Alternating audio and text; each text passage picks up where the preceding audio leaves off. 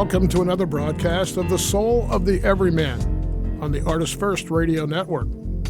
All past shows are available in podcast form. You can pick them up at ArtistFirst.com. We welcome your questions and comments. Hit us up at dj@ArtistFirst.com. Here they are, Michael and Margaret Lyons. Thank you very much, C-Man. And that was the best introduction I have ever heard. I'm just looking at that, and I said, that was just awesome. It was pretty good. But with rose-colored glasses, you can make anything better. Okay. Or beer goggles, which work too. But we're not going to talk about that tonight. Tonight, this was a time. Well, let's see how funny I am. It's all the lack of sleep and the it's that thing is happening where we can't talk. Remember that one? Okay. It's Mercury retrograde. In case any of you are wondering why you're walking into walls and can't speak, that's why. But we're going to try and power on through. So, putting on my rose-colored glasses, I'm going to think that it's all going to be just fine. Okay, it will. And that is the topic for tonight because, interestingly, people say that phrase quite a bit. Truly, that so-and-so is looking at the world through rose-colored glasses, and what it really means, or what it's come to mean, is somebody who's maybe overly or almost. It's not overly optimistic. It's like optimistic to a fault. Right. There's a famous character in a French revival novel, which we won't even mention because God knows anyone probably doesn't know what it is. But there's a famous character whose main characteristic throughout the whole novel is that whatever happens, he always tries to see it in the best light possible. And the author uses him as sort of a foil. In other words, it's like we're 40 feet down a well and people are dumping molten lava on us, but at least we won't have to stay warm. We'll be perfectly warm down here with the molten lava coming down. It's this like relentlessly positive to the point where you want to just smack them. We're going to die.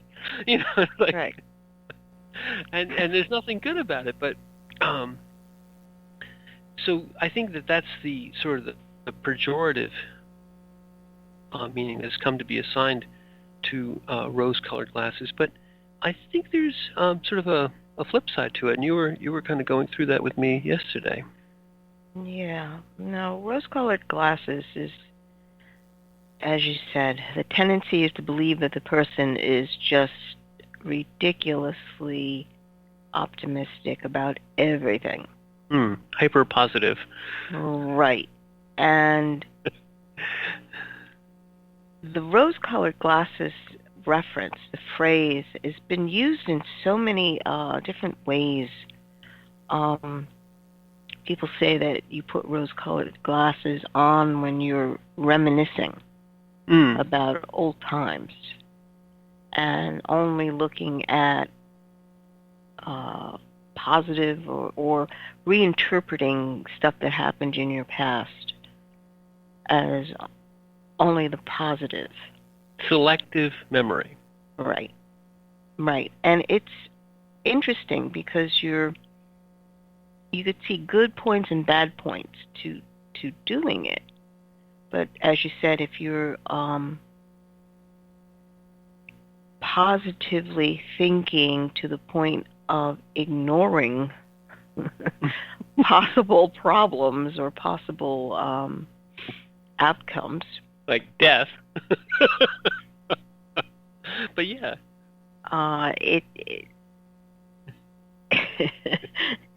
It's absurd. Yeah, well, or it almost becomes like a sort of an annoying trait. But I like what you said first. Let's go back to that. So I think that there is a tendency.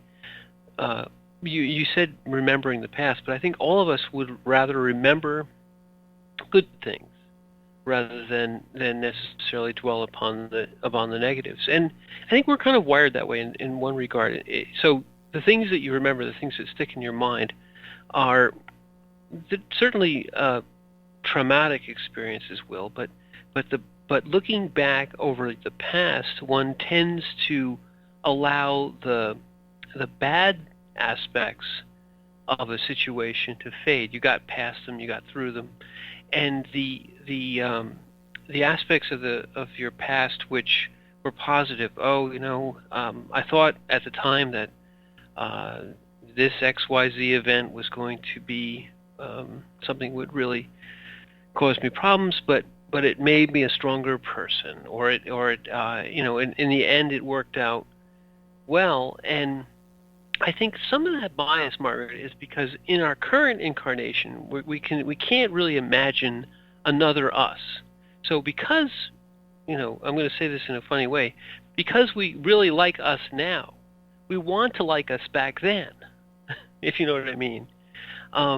The past selves of us, the past selves of us, are what gave birth to our current self, and that's a process which happens throughout your life. And so I think you look back on what you went through and say, well, yeah, it was tough, but I got through it. Or, it was something I didn't like at the time, like, I really hated the piano lessons that my mom made me do back then, but now I got all the benefit of it. I have this appreciation, I have whatever. I agree that looking at your past and wanting to be able to pick out the more happy memories is a good thing. It's just that when we learn stuff, it's usually uncomfortable or painful. Mm-hmm. And I'm not saying that you're supposed to relive the pain, but what I am saying is taking that experience and learning something from it, taking away something, and then you say, okay, it's like closing a file and putting it in a drawer. Mm-hmm. Like, okay, I learned this from that. But thinking back, it's being aware that when you are recalling things, you're actually setting the state of your being, the state of your heart in that moment. Because you're going to be feeling something from that memory.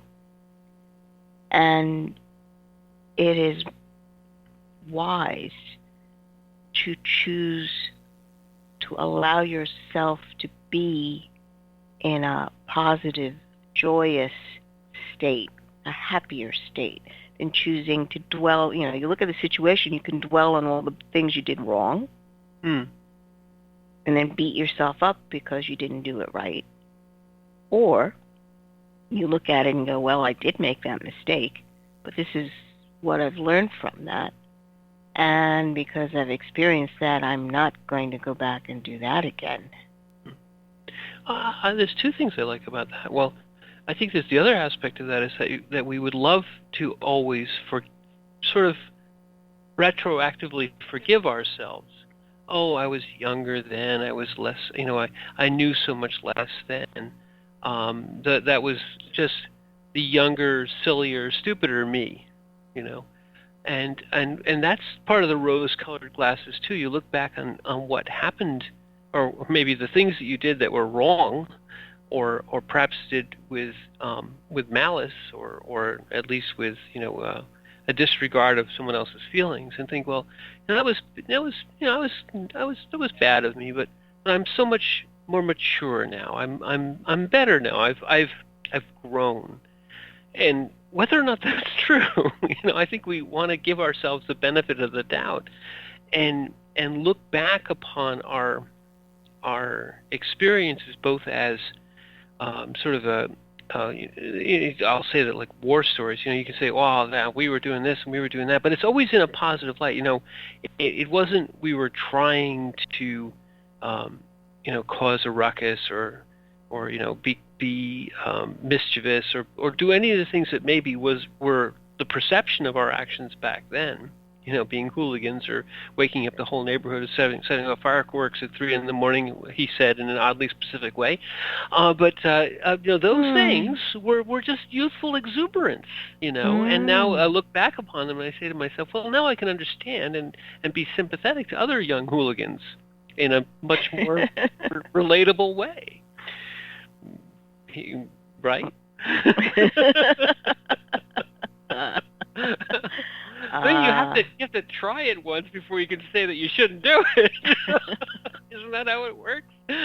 Oh my. Kids, don't do that, okay? Well, but there's an aspect of, you guys very red in the face. There's an aspect of learning lessons, life lessons, which also gives you the perspective to look back and having made the mistake. You the rose-colored glasses is, at least I learned, at least now I understand better. Well, you do want to give people the benefit of the doubt. You don't want to say, well, their motivations were nasty or vindictive. But it only takes an experience with that person to teach you that, what, they do have a vindictive streak. And at that point, when you've got any kind of history, you become very wary of, okay, do I believe that you've changed or haven't changed? Because there are levels of presentation that a person gives to another person, and it always depends upon where they are in a relationship with that person. If it's just surface, then you can just skate along with very light comments or not even take what they're saying very seriously. But if you are in any kind of relationship where you've got to depend on them, or they've got to depend on you, or there's some commitment that's supposed to be there, and then you find out that there's this tendency of X, Y, or Z, you're like, okay, did I know that? Well, that's an interesting kind of inside out of rose color. I mean, I think, you can have a bad experience with someone, and there is, this certainly happens where you say, well, I'll never trust that person again. I'm going to hold a grudge against that person, whatever. I'm going to remember that lesson, and perhaps you can't look back on that with anything other than sort of remembering the bad. But I think we also see many instances of people where there is a negative interaction years ago, and then years go by, and you run into that person again. And the first thing that comes up may be that remembrance, but I think there's always a willingness at some level to at least re-engage. And I think in re-engaging, sometimes you'll find that person was sorry, and that person also has grown and also has changed a little bit. And maybe you'll never have that relationship again, because the breaking of trust is a very difficult thing to heal. But there are many instances, I think, where and powerful instances of where people have forgiven those who have hurt them badly or even severely, traumatically hurt them, and yet they'll find it within themselves to both forgive them for their own well-being, as well as to understand that there but for the grace of God go I. So there's some of that in the rose-colored glasses, in that none of us are perfect, and the rose-colored glass kind of the knock on it is that you're always trying to see the good in everybody else, the good in this, the good in that, and the good in the other thing. And I don't think that that's necessarily bad. I think all of us are equal, are are odd mixtures of the dark and the light. None of us are perfect. None of us have,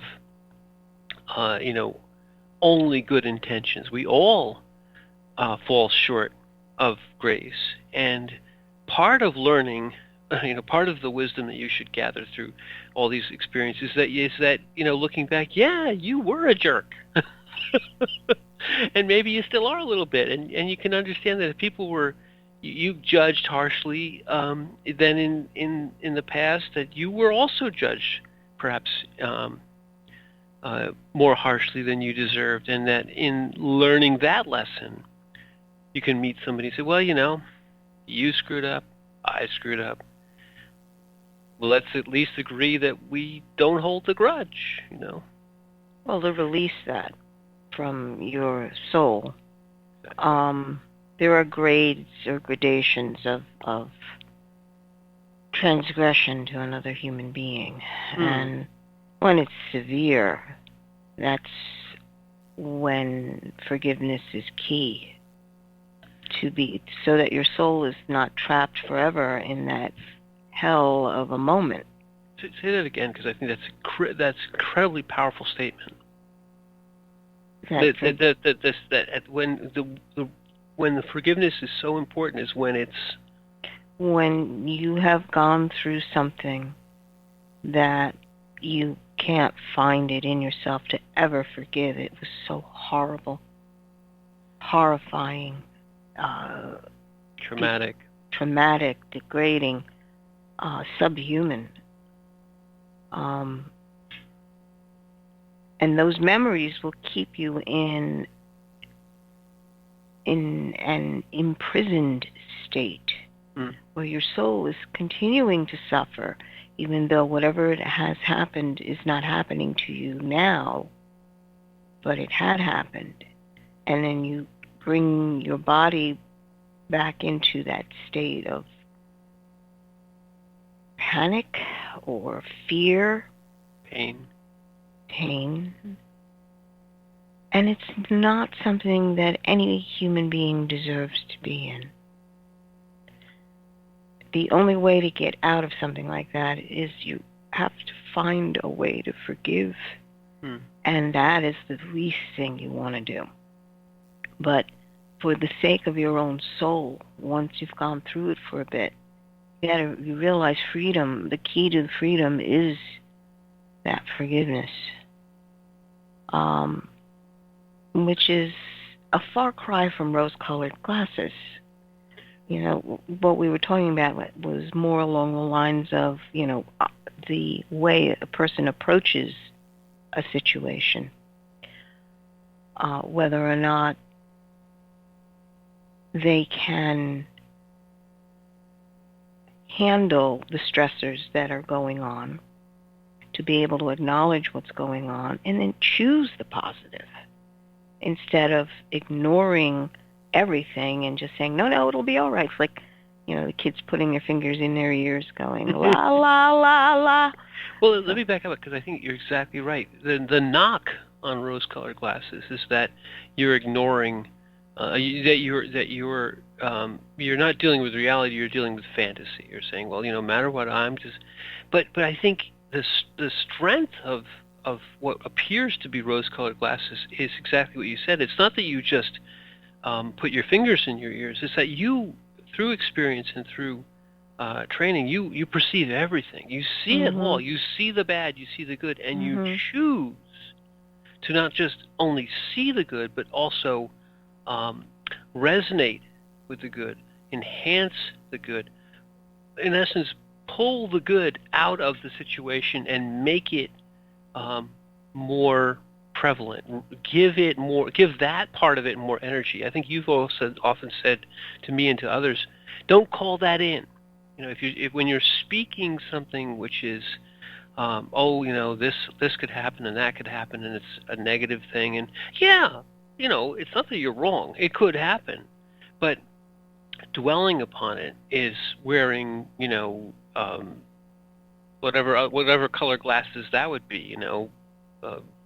I'm not sure what kind of glasses those are, but you're looking for the bad, you're in essence almost as you say to me and to others, you're calling in the bad. You're saying, hey, bring the bad out rather than the other way around. Right. It's understanding that what you focus on eventually gets to the point of this is the only thing you see. Exactly. And you must choose consciously which way you're going to go. Choosing to see all of it, both good and bad, is really the task of your consciousness. You see it without making any judgment calls at that point. You just see it as it is. And seeing it as it is means it's not relative to you necessarily. Okay? Because people have a tendency to start judging things on how good it is for them. Right. As opposed to looking at it and seeing what is actually going on. What observations can I make from this by pulling my eyes higher and out from thinking about me to what is going on. May I stop you for a second, because I think that point is so incredibly important. The perception and the judgment in most people's minds is instantaneous and tied together. It's all about me. Right. And what you're saying is you gotta divide them. You have to say perceive and see it all, but don't judge at that moment. It's not good. It's not bad. It just is. So rose-colored glasses are well after the fact, or whatever you want to do. The first task of consciousness is to be and to perceive. And I think that's so important. You nailed it, man. Just being in that state of consciousness and perceiving is a task in and of itself. Once you've taken it in, then the goal, whatever the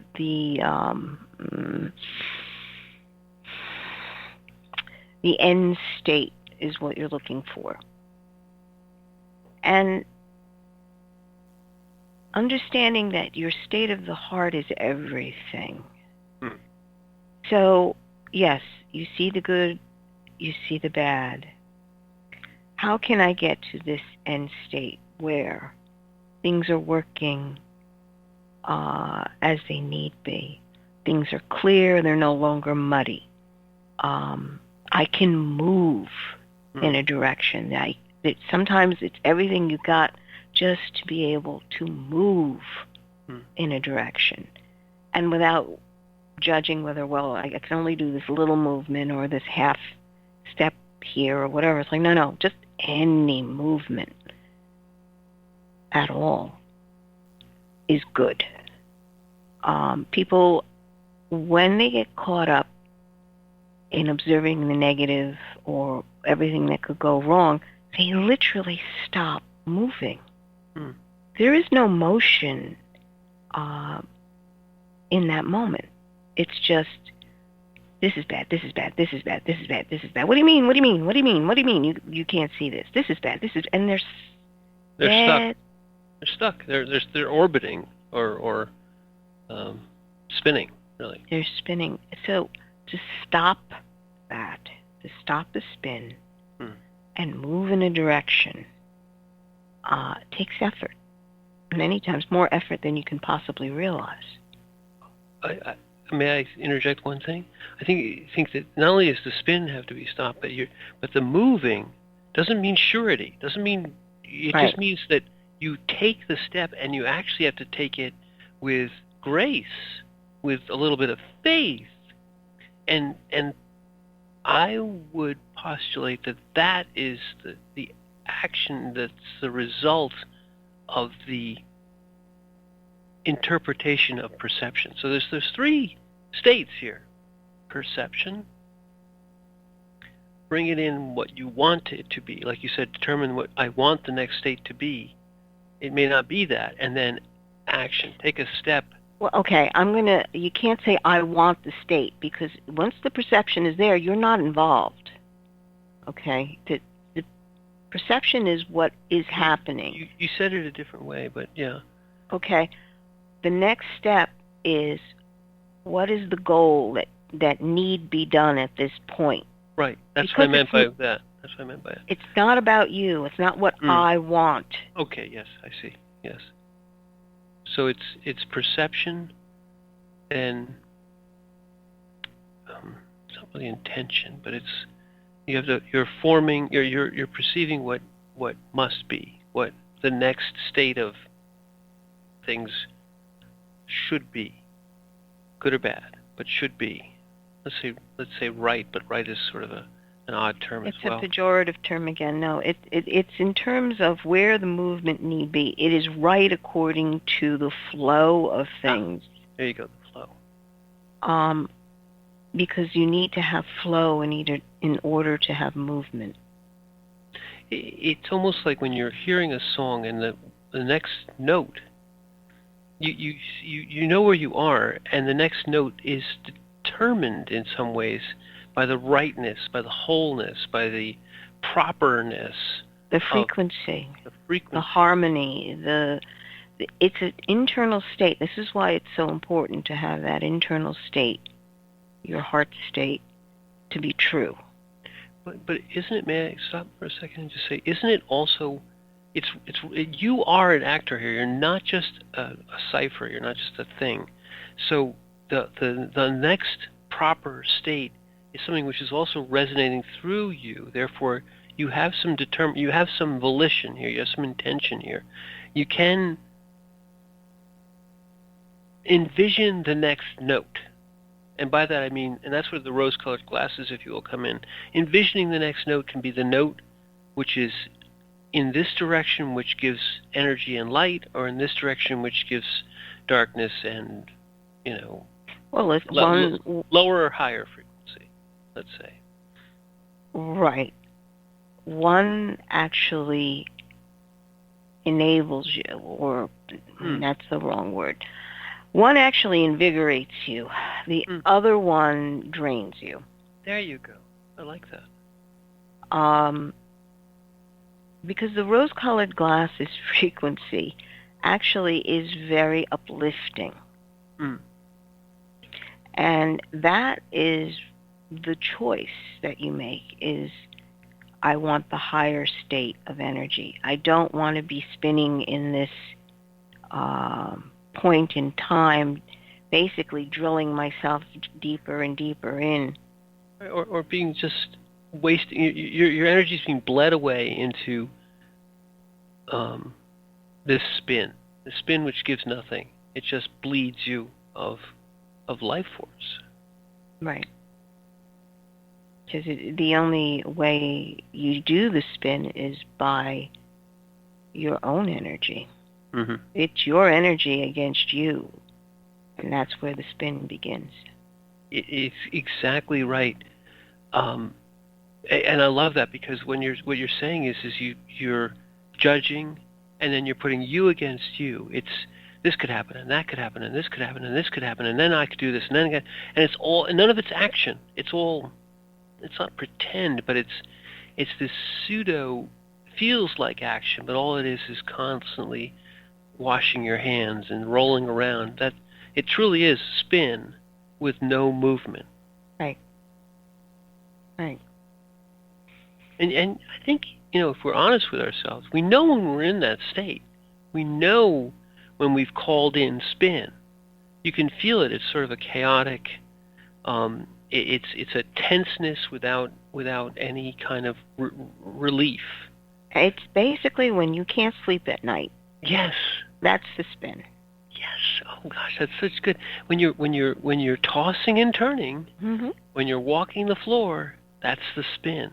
And you're not allowing any other possibility except what's inside your head. Oh, it could be this, could be that, could be this, could be that. I don't know what to do. I'm trapped. And that's where you are. You're trapped. You're trapping yourself to a large extent. Right. You're using your own energy against you. Well, This is a one. See how good this is? See, let's put on our rose-colored glasses. See how good this is? Anyway, I'm going to put my rose-colored glasses on. We're going to go back to the studio. We're going to go for like 5 minutes, and we'll be back, and we'll talk more about rose colors.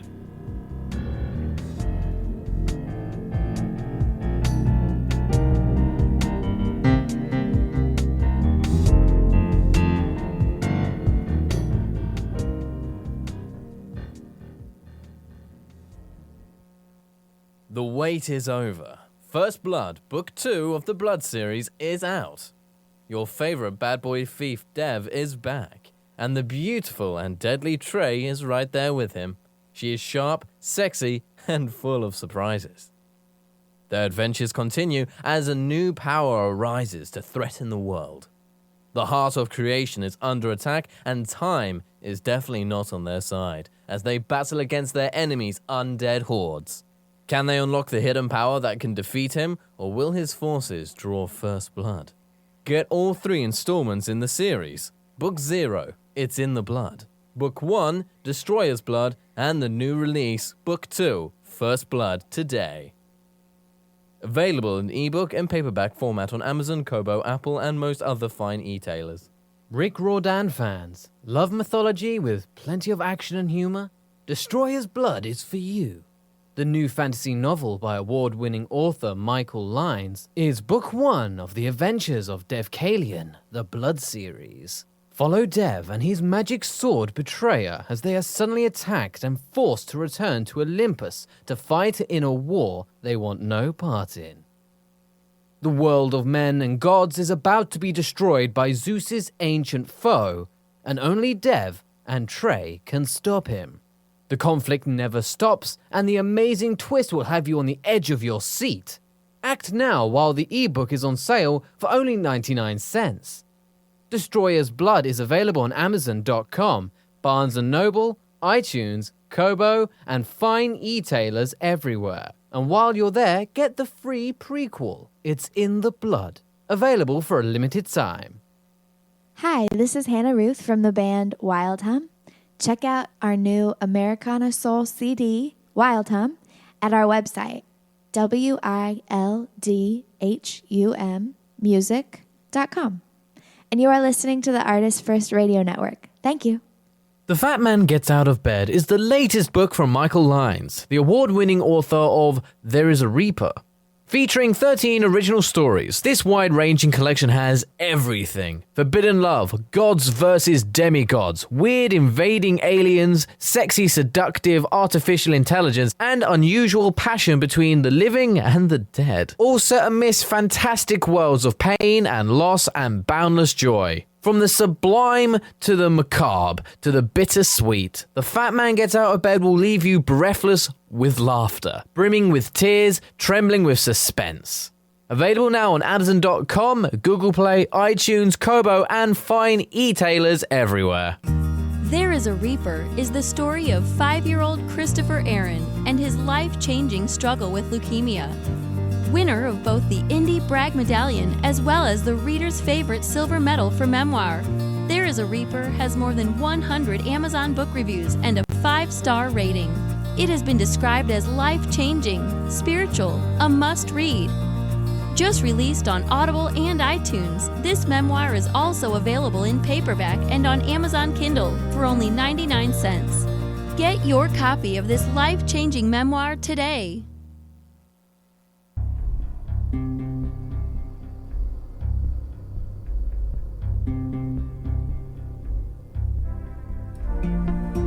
You are listening to The Soul of the Everyman on the ArtistFirst Radio Network. Back to your hosts, Michael and Margaret Lynes. That was the best commercial break ever. Wasn't it, though? But tonight we are talking about the phrase, the sort of saying rose-colored glasses. And, as we mentioned in the first half hour, it has a lot of, people say it and they mean it in a sort of a pejorative way, or at least it's not flattering to say this person has rose-colored glasses. And before we go, I love the way we were going with the discussion, and the fact that in essence that is a choice, and we'll get back to it. But I wanted to just go through. This will be up on the website soon. I'm just going to read a little quote, because we always have a little quote, and it's the best quote ever. And I love it too. It's actually really good. It says, "Love is an illusion when it's seen through rose-colored glasses. And real love must be seen with the heart. You must see it in all of its perfect imperfection." And I think that that's sort of what we were talking about a little bit there, is that in this case they're talking about rose-colored glasses being something that's sort of blinding you, if you will, to reality. But I would turn it around and say that what you allow into your heart should be the perfect imperfection. In other words, the truth of resonating with what you see. The perception is this: here's a person whom I love, I have a relationship with, but that person, as am I, as is all of us, is not a perfect being, never will be a perfect being, and you have to, through coming to a true relationship, coming to a relationship which is based on actual perception and actual resonances, to realize that those imperfections are what make that person unique. That the resonance of imperfections is as important as the resonance of perfections, or what we would like to enhance in ourselves and in the other is not moving them to become perfect. It's moving them to become a complement to whom we are. The relationship of two is greater than 1 + 1 if it's a true relationship. Just as we've mentioned several times in the last shows or many other shows, a resonance builds. There's the energy of the one, there's the energy of the two, but when you resonate between the two, you get something greater. You get a standing wave. You get more energy than either one put into the system, because the system itself gathers energy from beyond itself. Right.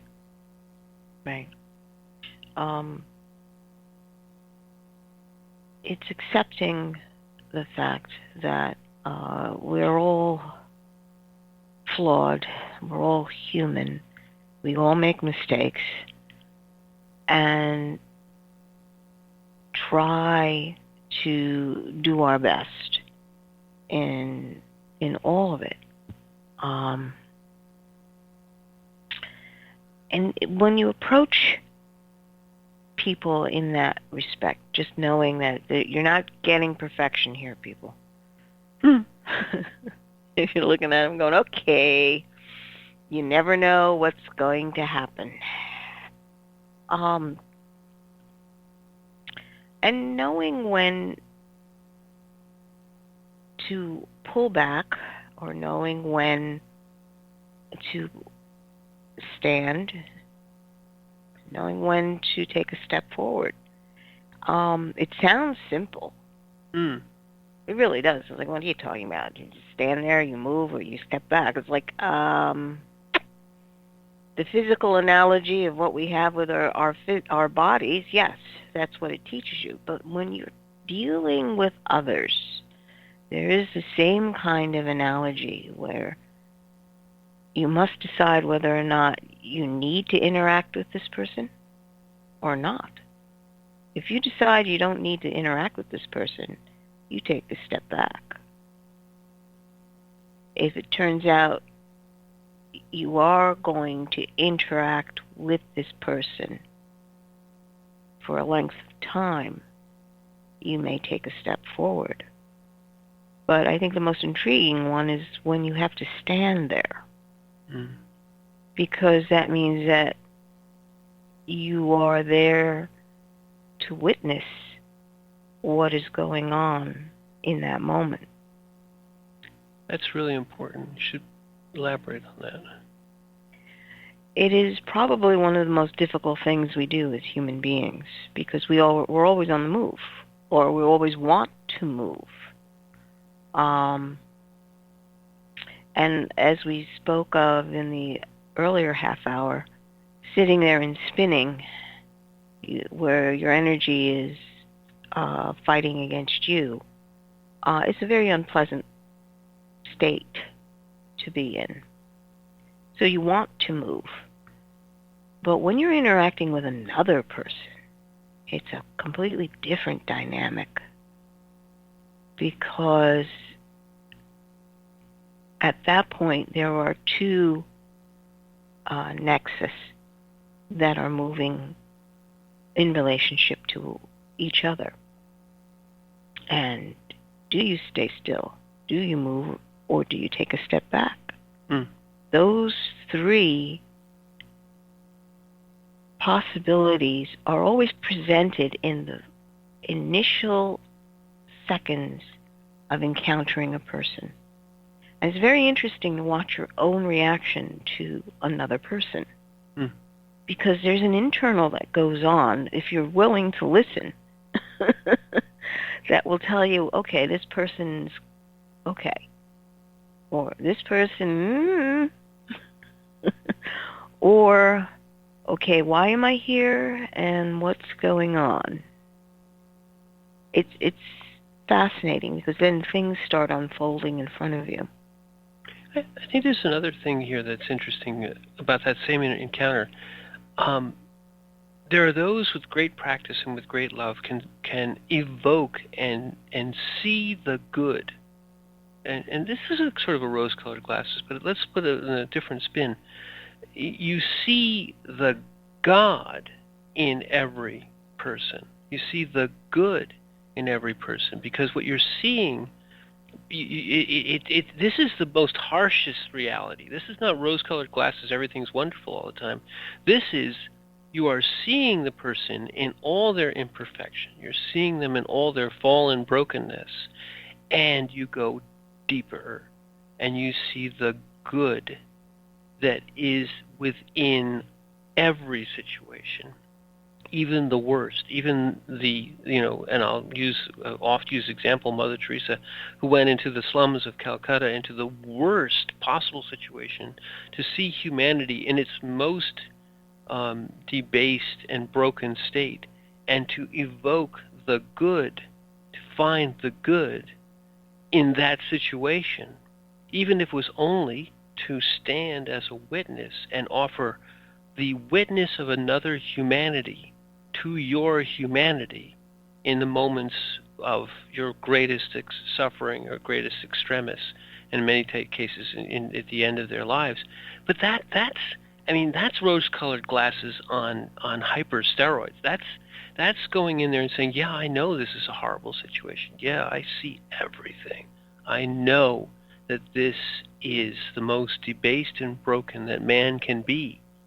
And yet, I will see the God. I will see the good in this being. Because what you go beyond the reality, which is the surface or the incarnation, and you go to spirit. You go to that resonance. And that takes incredible power, because the things you have to ignore are your own senses, your own perception of the ugliness, the brokenness, and the horribleness of the situation that is in front of you, that is truly reality, and say, no, I see what God sees in us. God has rose-colored glasses too, otherwise he would smite a lot more. A lot more smiting going on if God didn't have rose-colored glasses on. Oh my. The image that pops in your head when you think of that, it's like, there he is, sitting. Anti-smite. Okay, one more chance. Because that's what it is, right? Yes. But yes, that's just this to be able to see with God's eyes, even for an instant, is devastating in general. And it's not just because people say, oh, well, you're seeing all the suffering, you're seeing all the pain. It's like, yes, that's there too, but you see all the glory that is life. in that instant, and you are so overwhelmed that shouldn't you be burning up in that instant? It's more than just sitting in the center of the sun. It's pure life force, pure energy. So, in many ways, the mercy is that he doesn't appear in that sense of fullness of what he actually is.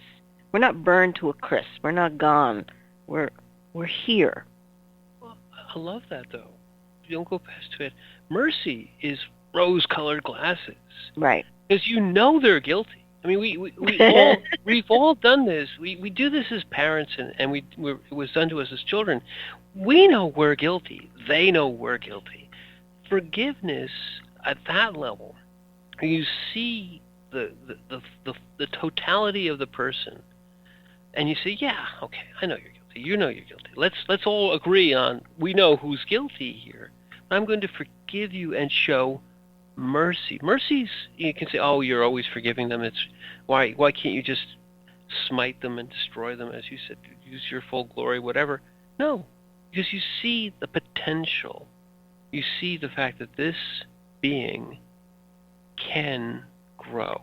That the mercy is the only door through which we get the next chance, because you've already screwed up. You've already used all your chances. You're done. It's over.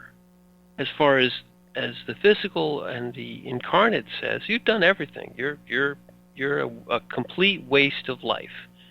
But what's recovery from the Alcoholics Anonymous or any of that stuff, where they say, okay, yeah, you are a total F up, everything about you, but we're going to look at you with the eyes of mercy, with the eyes of God, if you will, and see the good in you, and it's redemption, it's resurrection. That's redemption. It's understanding that God is the way, the only way you can get out of yourself. Because it's again, you go back to that spin. Yeah. And when you're dealing with an addiction like that, that's just, you need help.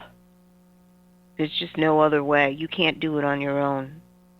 Everything just brings you back and to you're that. Totally trapped in the spin of you. People even say it. You're held in the spin, the pit of addiction, and it is nothing more than the sleepless night is just an aspect of it. You can't get out because you are judging you. Right, and this is, again, we're talking about a much deeper level of the spin. Okay, there are levels to everything. Absolutely. And in any kind of conversation, you're going to have to define what is exactly meant by the phrase. This is one of the reasons I believe we're speaking about rose-colored glasses, because it can be applied on so many different levels. And people have a tendency to want to just say, oh yeah, I know all about that. Yep. And then shut the door on learning anything about anyone because you already know. That's the I know is a wonderful way to completely shut down. Well, it's comfortable because, you're so in charge of your universe that, hey, you don't need to know anything else. I already know. And that's not reality. If anything, it's rose-colored glasses on believing what you're capable of. Oh man, you're just on fire tonight. That's exactly right.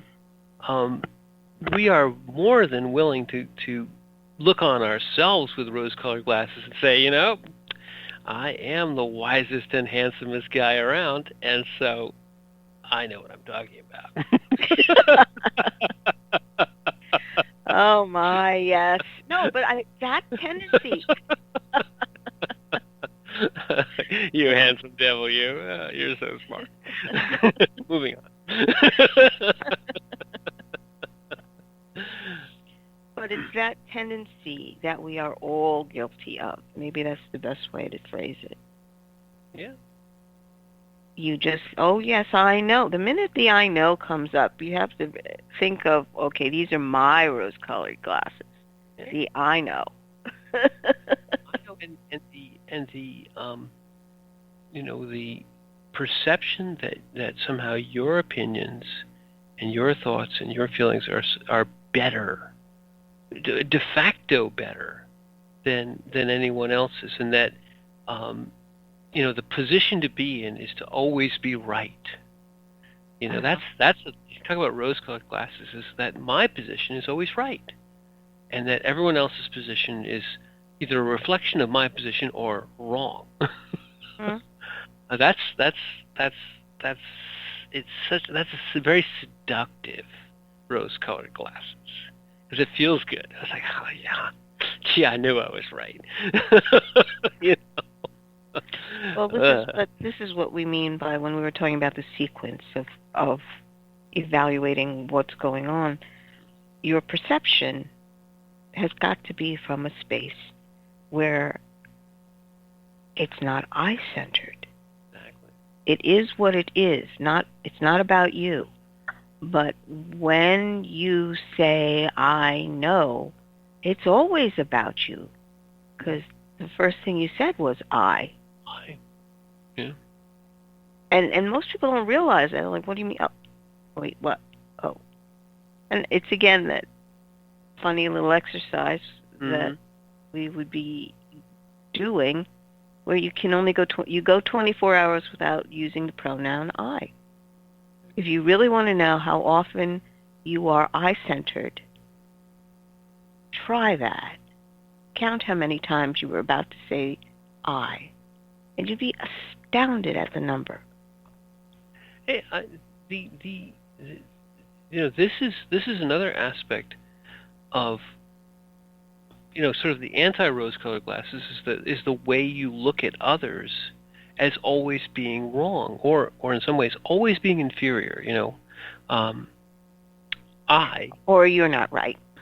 Right. Well, that's the comfortable. You're not right. I'm right. You're not right. You're not I'm right. superior. You're not.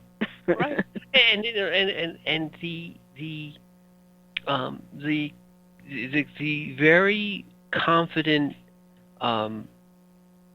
blessing of your opinions, expressed or not. In other words, the voice in your head which judges always cuts you slack and doesn't cut slack for anyone else. It's like, well, you did that, but you were tired, and you were good last week, and you can have another cookie. It's fine. The scale's probably lying anyway. But well, that's again your I-centered. Now you can flip that, because that voice in the head can go the other way too, and denigrate you continually, which is another problem, but that we're not talking about with rose-colored glasses. Well, but I think we're actually talking about it in the sense that we have both sides of the coin here, and neither side is right. The rose-colored glasses that you want to wear are the ones which look below judgment, and they see the reality of spirit incarnate in flesh and the goodness of that. That's the rose-colored glass. But the other ones, the ones that people, the pejorative ones, and the ones which are, the ones which judge everyone else harshly, and you much more softly, are much more. They're the ones you actually I put on my rose-colored glasses. The other ones come from the heart. Right. The other ones are really. We've spoken about this before in the past. Where we say you see people with the eyes of the heart. Well, those eyes of the heart perhaps are heart-colored glasses, to coin a phrase. But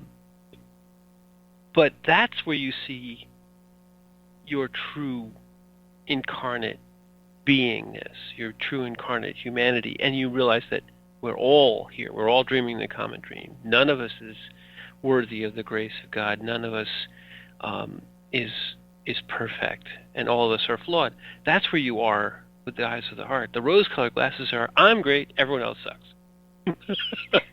Feels good. Feels really good. Right.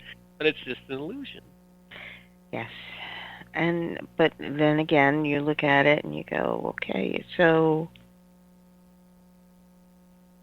are you happy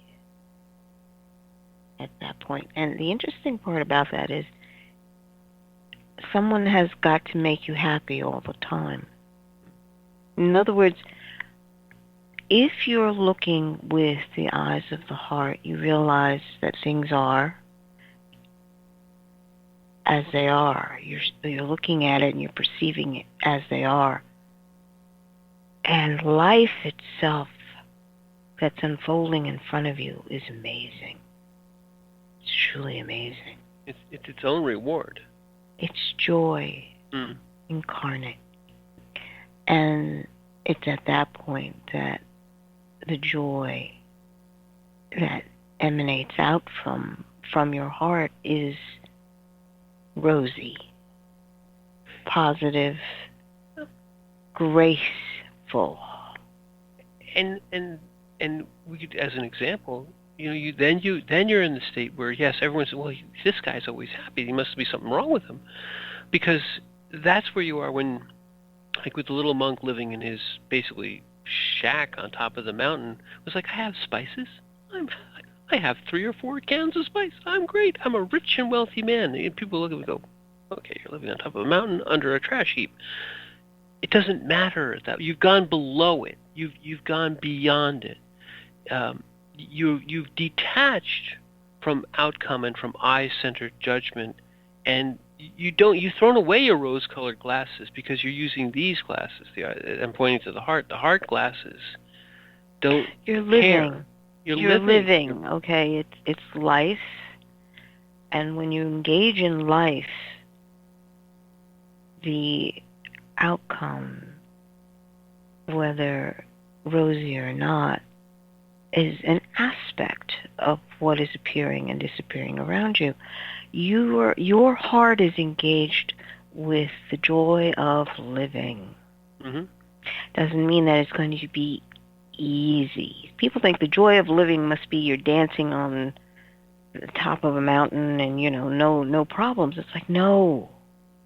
The joy of living is being so completely immersed in the flow that is life, and the life that is flowing all around you, that you realize that you are separate and part of it all simultaneously. Man is the biggest dichotomy that exists. And because of that, you are also a mystery that you must begin to unravel for yourself. Yeah, exactly that. The ability to realize that your circumstances don't define you, are not you, and that the I-centered judgment is the tiniest part of you and needs to be put in its proper place. It has a place. Yeah. It doesn't always want to stay there, mind you. No. But it does have a place. It likes to drive. It likes to drive, but and it's okay. Even that is okay, as long as you understand that the I, the ego, is not you. Also, it wants to yell to the rafters that it is you, but and then it wants to put on its own rose-colored glasses and say how wonderful it is. How wonderful I am.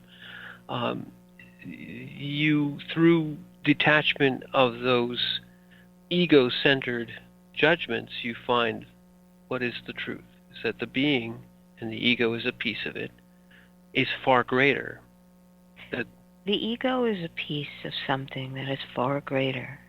And if and when you can come to peace with that, it is when your balanced being will be allowed to blossom. it'll turn rosy. Right. Then you will have a rosy outlook. A rosy being.